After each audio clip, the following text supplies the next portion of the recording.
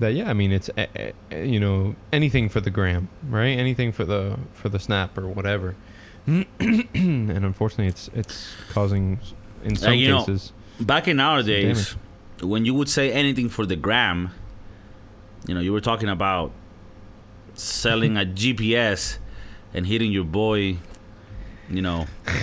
Dirty Steve for a gram. And you fuck it. Like I understand that, but today that means anything for the gram is for the Instagram, for the picture, for the likes, right?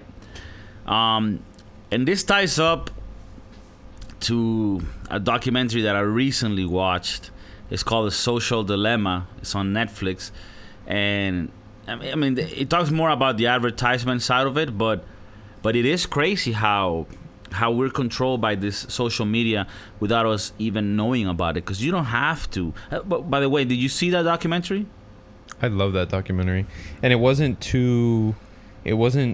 swinging one way or another way. It felt like it was just the middle ground, letting you know what's up. And I honestly, dude, I was just playing it, and Natasha was just in the room, and like it immediately caught her attention, and we both thought it was a wonderful It was crazy. Yeah.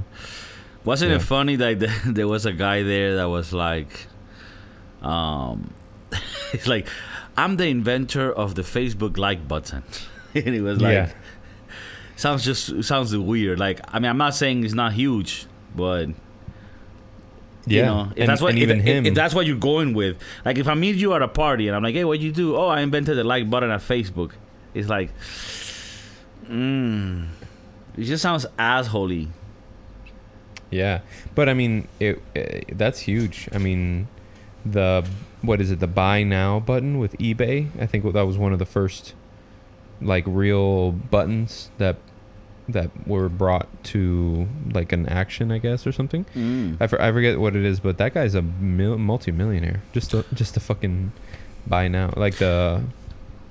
Yeah, but I guess, I mean, I'm talking a bit of shit. It's not that he invented just like the like button, and that sounds simple, but the concept of it. Like, we need to understand that before that, you didn't have a way to react, and that became the first micro reaction. Because I think that there may have been comments before.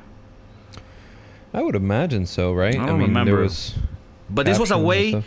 Because, like, who puts a comment? Like, I'm thinking about this now, like, analyzing it. A comment is left by somebody that reached a certain threshold of interest on what you're saying, right? But it takes a lot of that for somebody to leave a comment. But for somebody to leave a like, the threshold of interest is very low. But the social effect of it is that when somebody gives a like, which is very easy for somebody to do, they don't have to invest much time or energy to do it. That translates in a reaction for you, which bumps you up and makes you want to stay in the site. So the concept behind it is very grand, even though the end result seems so like simple, Right. Yeah. No, I agree. And even them, they were like all in on that reaction, and they loved that concept and how they could do that, but they didn't realize, where people would take that like button, how people would receiving likes, how they would react to receiving likes, right?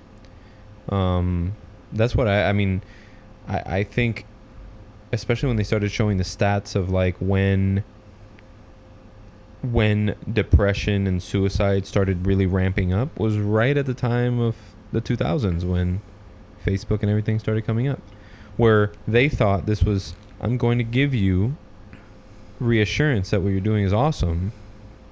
The adverse effect happens to a lot of people, where if they're not getting enough likes, they feel insignificant. Yeah, it sort of makes you like, instead of being happy for the likes you get, you just are like, oh, but she's getting more, or like, it's that comparison. And people like to compare too much. You kind of have like a global leaderboard, right? Like, before it was vague, like nobody really, but now it sort of puts it out there in your face. And for people that are not strong enough mentally and emotionally, it's definitely something that could cripple them. And I think this is more relevant in like younger generations. But they really get caught up on it, and I can understand. I mean, like me and you were like from, if not the last, one of the last generations that like had a life before the internet. Especially before the internet was commercial, right? Because you could say the internet was invented in the 80s or something like that, but you know, in the early 2000s, it wasn't really a thing. Like, you know what I mean? Yeah. You weren't on your you might go to your computer and use AOL, but you didn't have all these apps and tools that allowed this social experiences to be had. You know, like.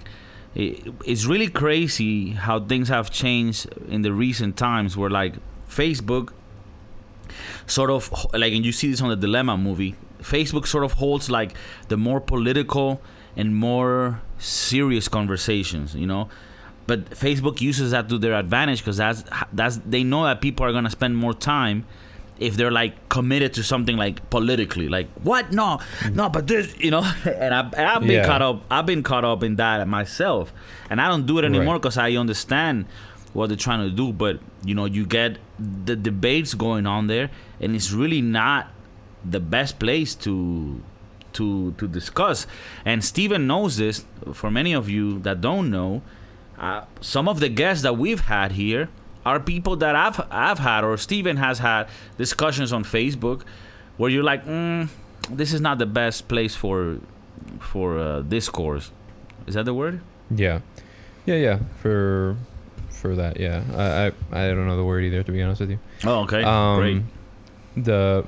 But I do feel like the people who really stand hard on their flag, you know, are standing hard because that's all that they've been fed, you know.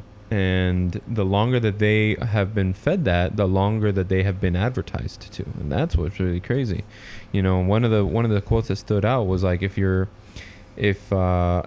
not paying for a product, then you are the product, and that's insane.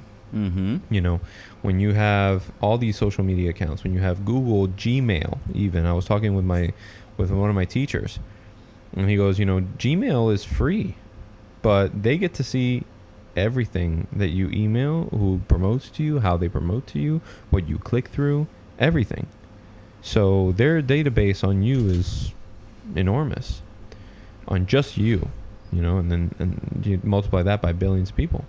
So, so, you know, that's private. You know, one thing is, privacy is not a big deal, right? Like, I think when people think of privacy, they think social security numbers, they think credit cards, they think addresses, home, you know, all that stuff, right? But that's for one individual who wants to come and try to do something nefarious to you. But what about the people? What about, you know, those the advertisers? You know, that's really where the privacy comes into play. And so you have to limit what you have to try to make a conscious effort to try to limit your exposure to those channels. You know, before you would be able to. Well, this is kind of going back to what you were saying, but I felt like, you know, when you're in the car, right, and you have road rage, it's super easy to have road rage because that person's in their car, you're in your car, and you can flip them the bird, and you know that they're not going to do anything to you, and you're not going to do anything to them, right? But that becomes so much easier when you're on a platform full of people, and you start raging on your topic, and perfect, you know, yeah, keep raging. They don't care. And I mean, that's why, like, there's Facebook had that whole, like, Mark Zuckerberg was in front of the deposition of what is it, the privacy deposition, whatever it was. Yeah, Congress, and he right? goes, Congress, and exactly, and it was like, oh, you know, but you're spreading fake news. Oh yeah, no, we didn't know. We're just, our filters are off, or this and that. I beg to differ, because really you don't really care what's coming through. You just know that this particular genre comes through and speaks to 30% of your audience, and 30% of your audience eats it up, and that represents 40% of your revenue. Something like that.